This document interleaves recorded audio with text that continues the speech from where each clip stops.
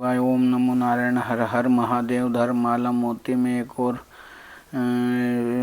स्वयंभू मनु और शत्रुपा की ऋषियों की तथा दक्ष कन्याओं की संतानों का वर्णन तथा सती और शिव की महत्ता का प्रतिपादन वर्णन मोती आज पिरोया जाएगा।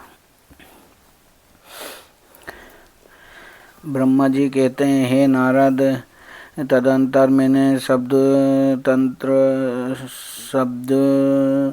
तन्मात्रा आदि सूक्ष्म भूतों को स्वयं ही पंजीकृत करके अर्थात उन पंचों का परस्पर पर सम्मिश्रण करके उनसे स्थूल आकाश, वायु, अग्नि, जल और पृथ्वी की सृष्टि की। पर्वतों, समुद्रों और वृक्षों आदि को उत्पन्न किया।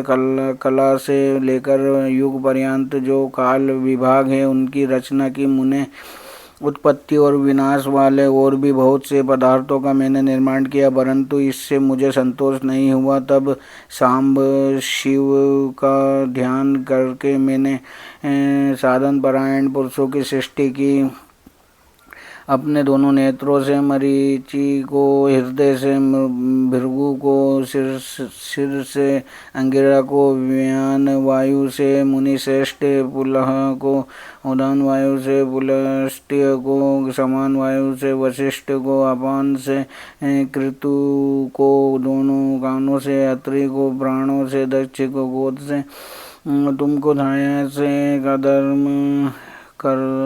कादर्म मुनि को तथा संकल्प से समस्त साधनों के साधन धर्म को उत्पन्न किया। मुनि श्रेष्ठ, इस तरह इन उत्तम साधकों की सृष्टि करके महादेव जी की कृपा से मैंने अपने आप को कृतार्थ माना।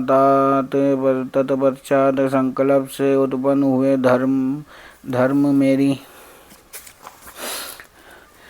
आज्ञा से मानव रूप धारण करके साधकों की प्रेरणा से साधन में लग गए। इसके बाद मैंने अपने विभिन्न अंगों से देवता, असुर आदि के रूप में असंख्य पुत्रों की सृष्टि करके उन्हें विभिन्न भिन्न शरीर प्रदान किए।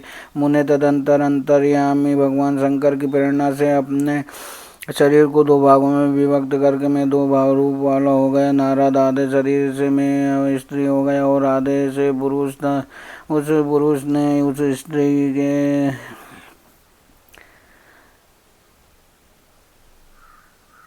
सर्व साधन सामर्थ उत्तम जोड़ों को उत्तम किया। उस जोड़ों में से जो पुरुष था वही स्वयंभुव मनु के नाम से प्रसिद्ध हुआ। स्वयंभुव मनु उच्च कोटि के साधक हुए तथा जो स्त्री हुई वो शत्रुपा कहलाई। वो योगिनी एवं तपस्विनी हुई। तात मनु ने वैवाहिक विधि से अत्यंत सुंदरी शत्रुपा का पाणी ग्रहण किया और उससे वे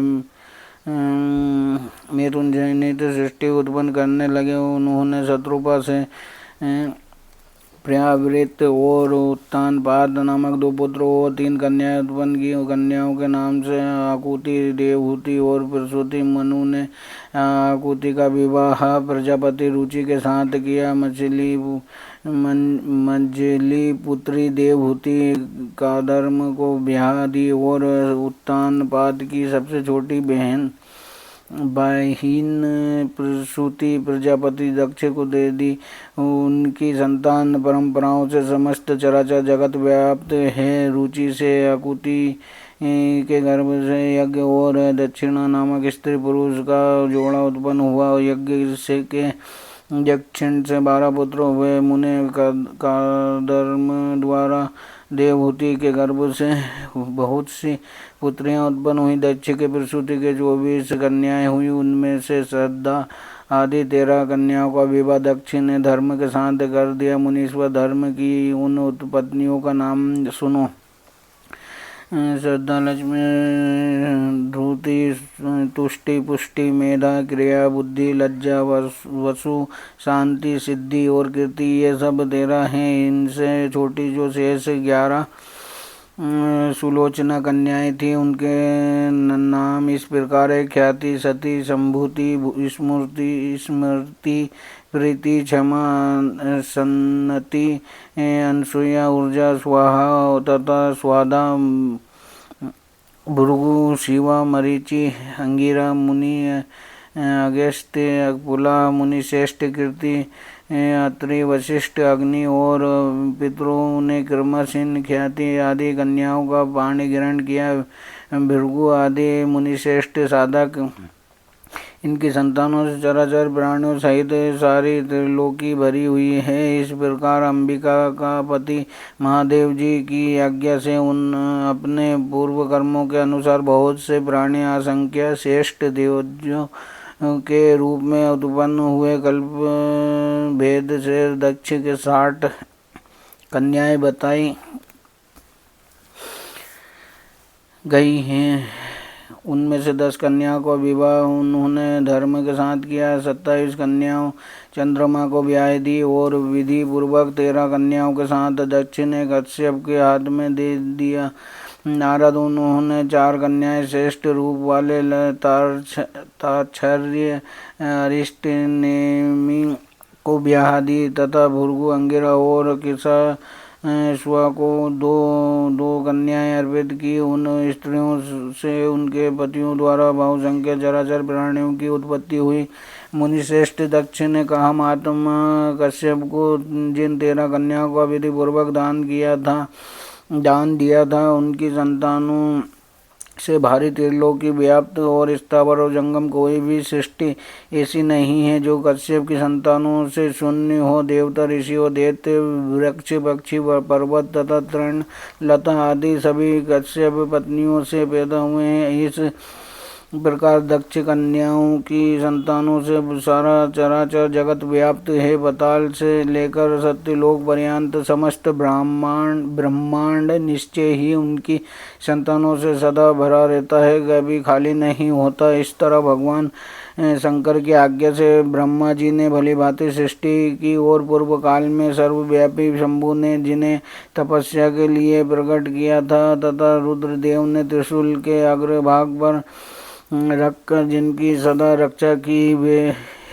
ही सती देवी लोकहित का कार्य है संपादित करने के लिए दक्ष से प्रकट हुई थी। उन्होंने भक्तों के उद्धार के लिए अनेक लीलाएं की। इस प्रकार देवी शिवा ही सती होकर भगवान शंकर से ब्याही गई, किंतु पिता के यज्ञ में पति का अपमान देख उन्होंने अपने शरीर को त्याग दिया और फिर उसे ग्रहण नहीं किया। वे अपने परम पद को प्राप्त हो गई। फिर देवताओं की प्रार्थना से वे ही शिवा पार्वती रूप में प्रकट हुई और बड़ी भारी तपस्या करके पुनः भगवान शिव को उन्होंने प्राप्त कर लिया।